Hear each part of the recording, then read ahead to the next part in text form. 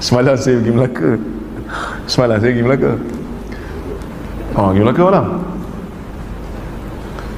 Cerita pasal hadis. Tiba-tiba ada satu orang tanya, tapi dia tanya untuk provokasi sikit. Saya seorang kawan tak pakai mazhab. Dia tak nak, dia Quran sunnah. Contohnya macam bila sentuh dengan isteri, tak batal. Kita Syafi'i, kita kena kata batal. Hurai, saya potonglah, panjang sangat soalan dia. Saya kata okey, soalan ni saya dah faham lah. Nanti saya hurai kan. Soalan ni saya faham lah. Betul, saya kata kat dia, apa mazhab lah? Syafi'i. Kita orang Malaysia Syafi'i lah. Tu saya tanya dia.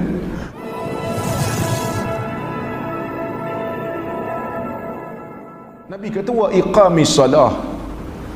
Binaan yang ketiga, selepas mengaku Islam, selepas mengaku bahawasanya tiada Tuhan disembah melainkan Allah, Muhammad itu hamba Allah dan Rasulnya, baru datang praktikal.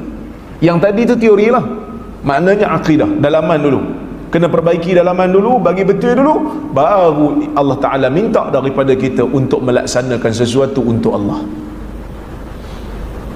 iaitu mendirikan salat.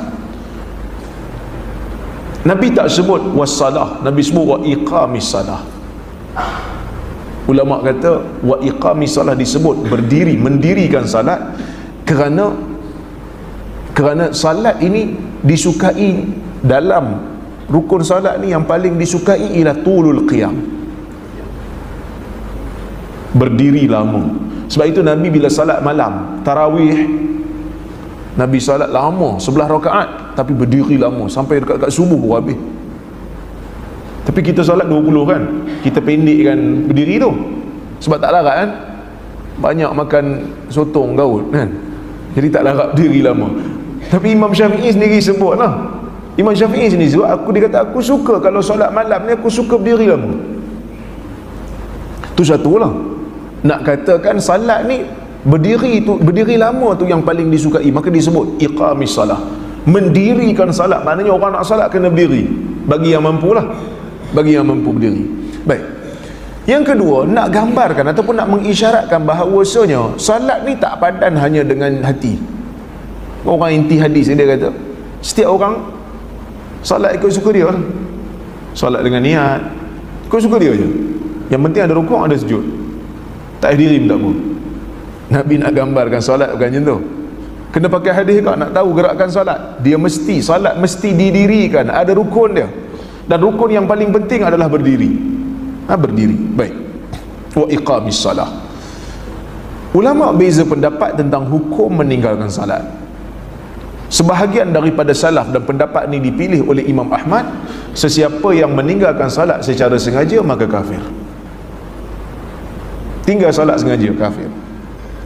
Tapi majoriti ulama dia kata tak, kena beza.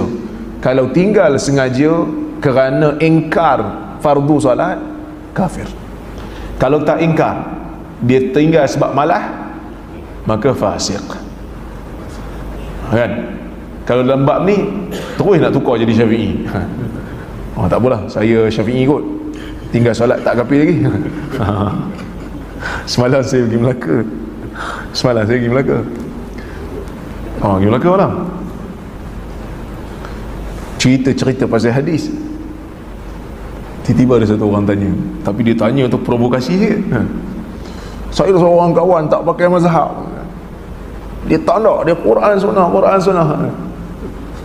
Contohnya macam bila sentuh dengan isteri, tak batal. Kita Syafi'i, kita kena kata batal. Hurai, saya potonglah, panjang sangat soalan dia. Saya kata okey, soalan ni saya dah faham lah. Nanti saya hurai kan. Soalan ni saya faham lah. Betul, saya kata kat dia, apa mazhab lah? Syafi'i. Kita orang Malaysia Syafi'i lah. Tu saya tanya dia, beli barang kalau tempah, ada tak bayar deposit ke bayar penuh? Saya tak ada tempah, saya tak ada buat macam tu. Dah tak, tempah baju Melayu dia mungkin tak perasan. Tempah baju Melayu ada, tempah baju Melayu ke tempah seluar, bayar deposit je, bila dah siap baru bayar penuh. Ada. Kira tak Syafi'i mana lah. Kalau ikut Syafi'i tak sah tu. Syafi'i kena bayar terus penuh. Tak boleh deposit. Kalau deposit tak sah ikut mazhab Syafi'i.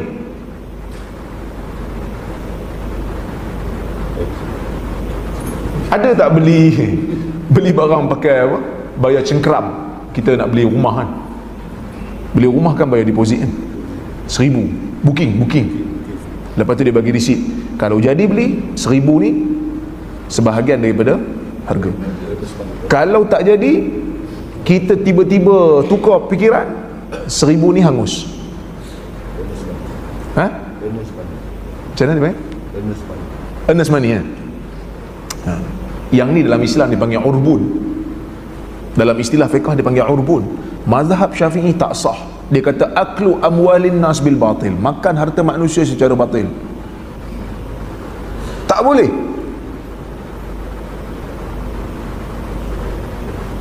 Yang benar kan Hanbali.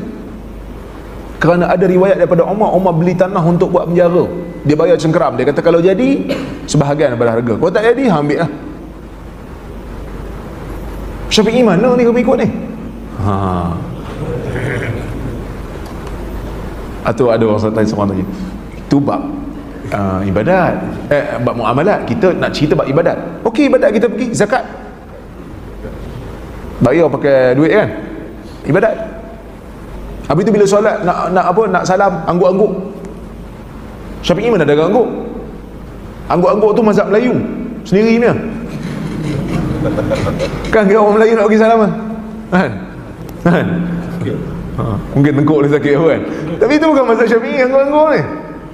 Angguk-angguk geleng-geleng bukan mazhab Syafi'i. Dia mazhab, tak tahu mazhab mana. Saya tak jumpa lagi mazhab kata angguk-angguk ni. Habis tu macam mana kita Syafi'i? Tak bang, minta sedar diri sikit. Abang bukan Syafi'i mana? Lepas tu dia slow sikit. Syafi'i Abdal kan.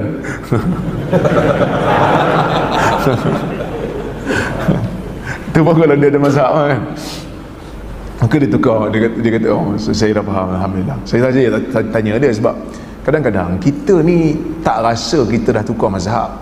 Kita nampak orang lain tukar mazhab, kita rasa benda tu salah besar, sedangkan kita buat benda yang sama, tapi kita tak sedar. Kita tak sedar. Sebab tu kita kena bagi dia sedar. Dia tak Syafi'i mana pun. Lepas tu saya kata orang awam ni tak ada mazhab sebenarnya. Orang awam ni mazhab dia, mazhab guru dia. Guru dia mazhab apa, itulah mazhab dia. Tuan-tuan, Ustaz Hashimi kerja kat sini kan, dia belajar Madinah, mesti ada pandangan-pandangan Hanbali yang dia bawa. Jadi tuan-tuan bila belajar dengan dia jadi Hanbali ya.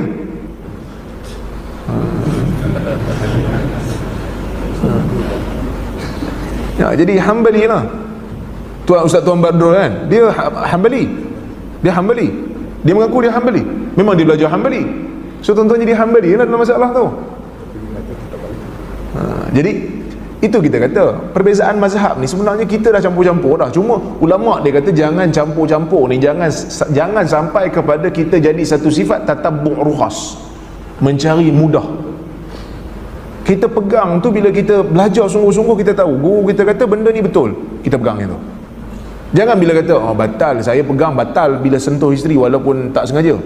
Tiba-tiba bila sentuh malas nak ambil, oh kira ada mazhab tak batal, saya pegang itu tak lah, kita kena konsisten lah. Bila pegang kata tak batal lah.